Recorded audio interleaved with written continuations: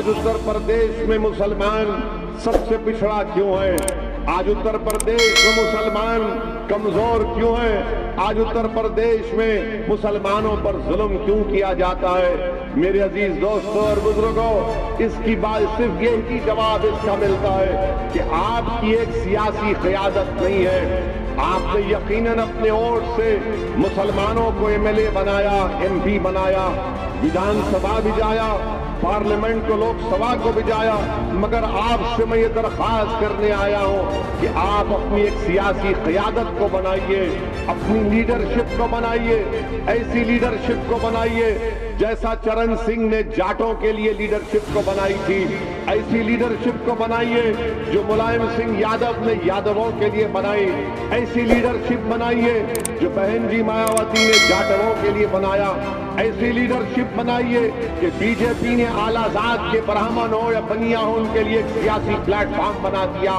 ایسی لیڈرشپ بنائیے کہ انوپریا پٹیل ہے مگر کرمی ان کو اپنا لیڈر مانتے ہیں۔ میرے عزیز دوستوں اور بزرگوں، جب یہ لوگ یہ کام کرتے ہیں تو کوئی ان سے نہیں کہتا کہ تمہاری وجہ سے فرقہ پرستی بڑھ رہی ہے، تمہاری وجہ سے تناؤ پھیل رہا ہے، مگر میں آپ سے کہنے آیا ہوں کہ جب یہ تمام لوگ اپنی اپنی سیاسی لیڈرشپ کو بنا سکتے ہیں اور اپنے سماج کو فائدہ پہنچا سکتے ہیں تو کیا معیوب بات ہے کہ اتر پردیش کا 19% مسلمان بھی ایک کروٹ لے اور اس بات کا طے کر لے کہ انشاءاللہ تعالی اب کی بار ہم اپنی سیاسی قیادت کو بنائیں گے اور اپنے ووٹوں سے اپنے نمائندوں کو کامیاب کریں گے۔ جب ہر سماج اپنے نمائندے کو کامیاب کر کے لکھنؤ میں ویدھان سبھا کو بھی جا سکتی ہے تو کیا اتر پردیش کا مسلمان اپنے ووٹوں سے اپنے کینڈیڈیٹ کو کامیاب کیوں نہیں کر سکتا؟ یہ ہو سکتا ہے، یہ ضرور ہوگا انشاءاللہ تعالی۔ اگر میری زندگی میں نہیں ہوا تو ضرور میری زندگی کے بعد ہوگا، مگر میرے عزیز دوستوں اور بزرگوں، آپ نے 75 سال انتظار کیا، آپ نے 75 سال میں کئی ایسے اسمبلی اور پارلیمنٹ کے الیکشن میں آپ نے اپنے ووٹ کا استعمال کیا، کبھی آپ کو سب بات دکھایا گیا،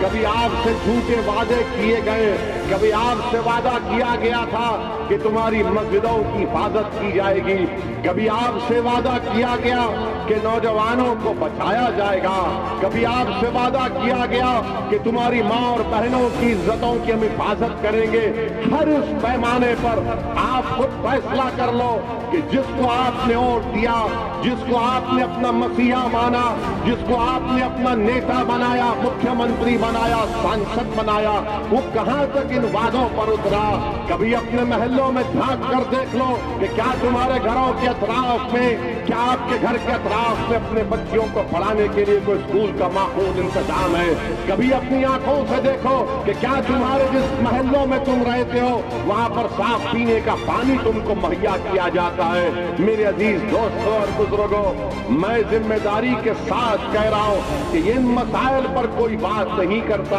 ہاں، جب مجلس آ کر اتر پردیش میں اس بات کا مطالبہ کرتی ہے کہ مسلمانوں کی لیڈرشپ کو بنائیں گے تو تمام پارٹیز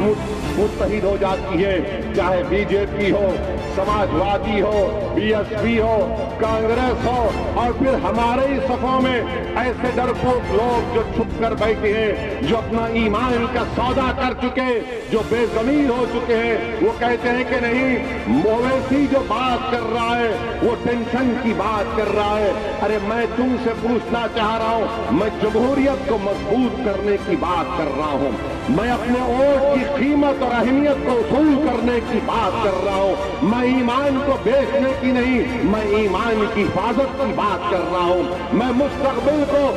روشن کرنا چاہتا ہوں۔ یہ مجلس اتحاد المسلمین کا پیغام اور نصب العین رہا ہے۔